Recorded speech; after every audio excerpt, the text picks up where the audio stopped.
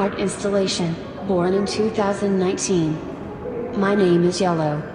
I was placed in a park before, but people ate me in a short time. I use I because then people would think I have consciousness. But if you ask me if I have consciousness, I don't know either. Sometimes people pass by me without noticing.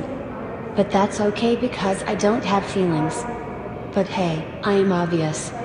You might think I am just a bunch of self-conscious, speaking bananas lying on the ground. You know what, you are right. This is yellow, but this is not always yellow. Yellow is disappearing. So who am I? Am I just a bunch of decreasing energy and photons? Or just a word made out of random letters? Will I still exist without people defining me as yellow? Sorry, I am just sentimental sometime. At least look sentimental sometime. Because I am not supposed to have feelings. And of course, not supposed to sing. Look at the star, look how they shine for you. Wait. Now I am confused. Am I yellow? Or am I bananas?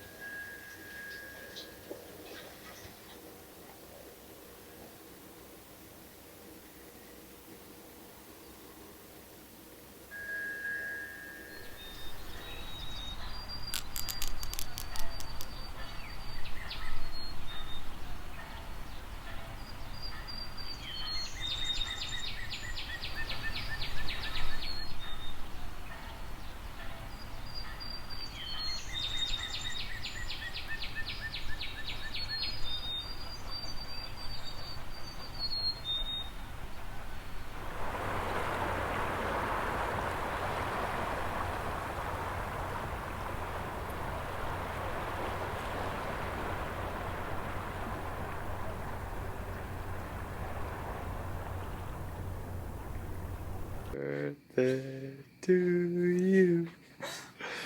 Happy birthday to you. There is grief in me.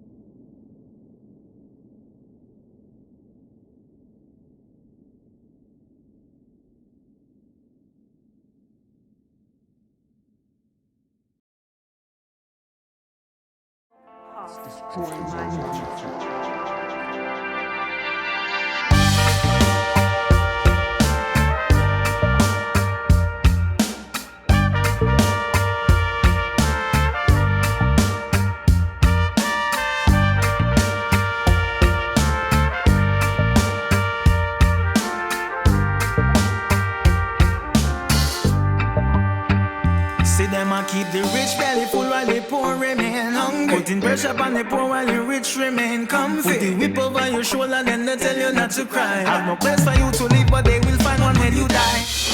The things they do today is so misleading.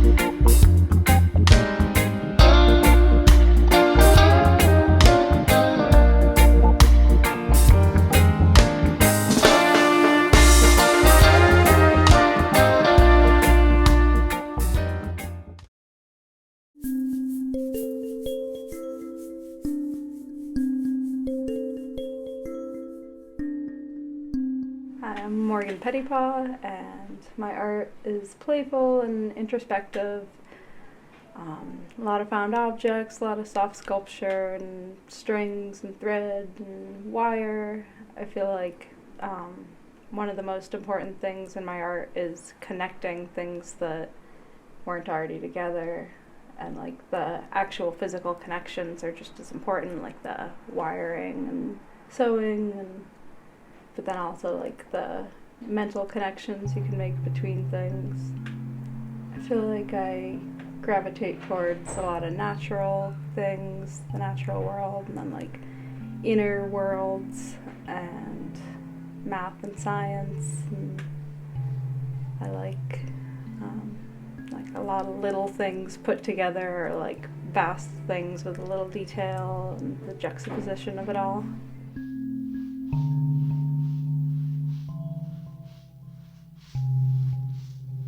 This one's like a traffic cone that I found on the ground, and it's kind of just like about like domesticity, and it's like little like domestic angels and broken pottery, but then got like these little animals under their cage, and they're just kind of all chained to the domestic life.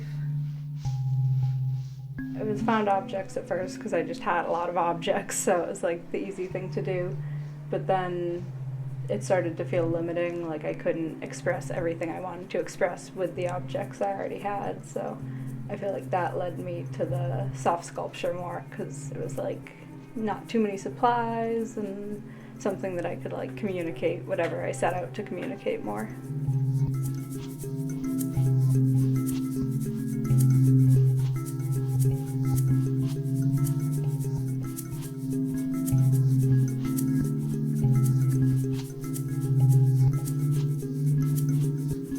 This is the cosmic web within, and it's just like the structure of the universe basically, but in crochet, and then it's like all inside a tree, so it's like, I don't know, just kind of like the idea of the universe in everything and like interconnectedness. I'm doing like some little things, but then like the bigger project I have in my head is these like song hats, so I want to like take the imagery that's in a song and create these like crazy hats out of it. I've only started one. It's Is That All There Is by Peggy Lee, and it's like she talks about like her house burning down when she was little, and then like going to the circus and like just all this stuff. But then at the end of each segment it's like, is that all there is? It like wasn't even that exciting.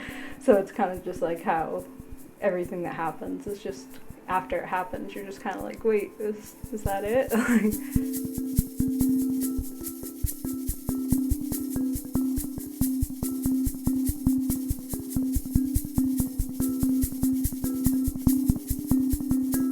You can't really separate humor and tragedy. It's like it's all connected, and you just kind of have to laugh at the pain sometimes. And it also just like gives people a more comfortable place to accept the harder things. And it's like if it was like some tragic, gory work, you might not want to look at it. But if it's like something that feels soft and comfortable, you can kind of step in and then like feel it from an easier point.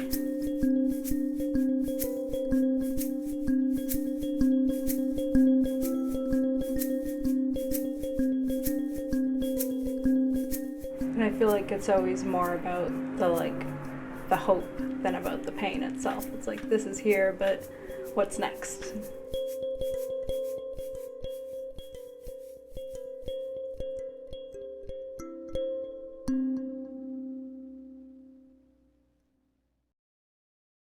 Fucking up, so don't go into what's lying there, dying there. I know I can't take it.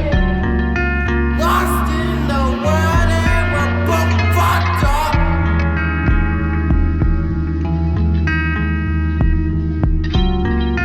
Lost in the world and we're both fucked up.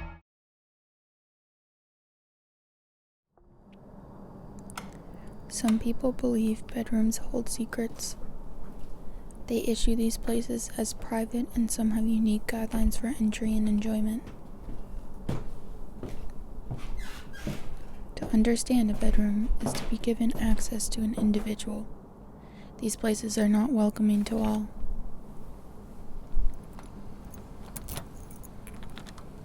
The space within a bedroom is not translated to the owner unless designed by them. However, their arrangement is. Do they like floor room? Do they prefer furniture to fill the room? Do they have rugs? Do they have bins on their floor? To have your own room is a privilege, my grandma used to tell me. She herself shared a small, narrow room with her own grandmother and couldn't bear to hear me complain about Teresa's presence in half of my space. I read somewhere recently that by hanging up old pictures, one can get stuck in the past. In the room I grew up in, my bed was against a slanted wall that I used to cover with photos. I used to believe they protected me, but now I can't help but imagine them hovering over me as I slept.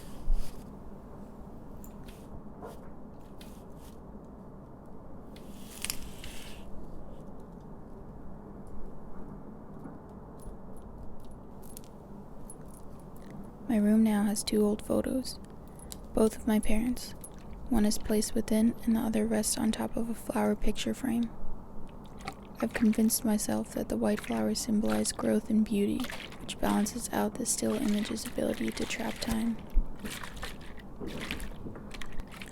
Besides photos, I was never really one to cover their wall with personalized posters that they admired. Instead, I would tape up whatever I believed that I could get a positive response from. At 10, I had a giant New York Yankees World Series fathead. The logo took center while individual 2D players surrounded its bottom rim. Even with their names below their figure, I could only remember Derek Jeter. The other 5 or so were just blurred shadows that reflected moonlight with their gloss. The decor used to really please my grandparents and uncles. I was even gifted a shirt to match. I had the fortune of a large window in my childhood bedroom and only realized I took it for granted when living in my parents' basement during quarantine last spring. The yellow tungsten bulbs made me feel queasy at 8 a.m., and each morning I would rise looking paler than the one before. At night, the light felt warmer, and I tried to replenish my energy with minimal luck. When contributing to the design of our family home in Lincoln, Mass., Ida Gropius made sure to fill the rooms with lamps rather than overhead lighting. She believed light should be in the room with you rather than spread throughout it. Light, like form, should have function for interaction, not just be functionable. I considered this when looking out my window and seeing another. Does daylight provide function to form, or is that only artificial lighting? Do overhead lights act as a diffused fill light to its setting? How does their own shape give off different energy? I shared a room until I was 20, so I never imagined them to be very personal. I didn't grow up with a lock on my door or even a sign saying, "Do not enter, private." I became aware that everything displayed was going to be seen and interpreted. Even in a single, I still feel privacy lacks with visuals and audio. Everything out, everything seen. I've always thought bedrooms are finite. One can shape the space inside, but you are limited by its bounds. This conclusion has left me feeling claustrophobic at times. Objects in these spaces also consume me. The room feels half full with viscous fluid, not water. Depending on time of day of the week, and season, the space shrinks or expands in size. As the deep winter approaches, my room gets smaller and smaller. I come to it for comfort, but leave it to get fresh air. Constant perceivement upon the room is inevitable. Shape-shifting the space within my mind feels powerful. It's also overwhelming.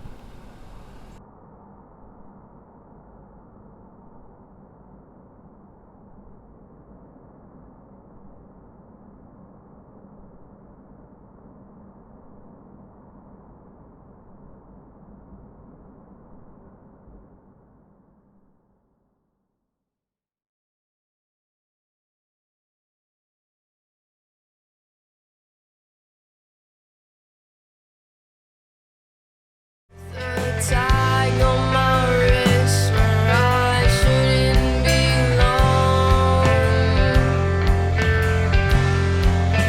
I don't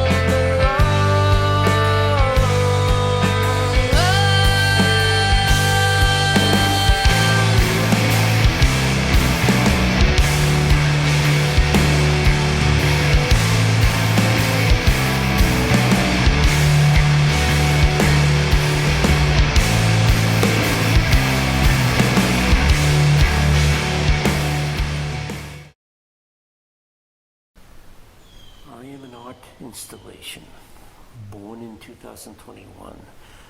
This is yellow. I am hiding under a slab of sunlight as if I never exist. Somewhere far away, a piece of snowflake is entering the palm of an old man.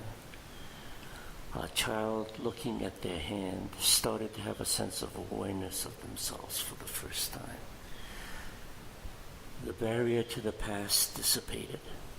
I am reaching the horizon. They use logic and reason to analyze my existence.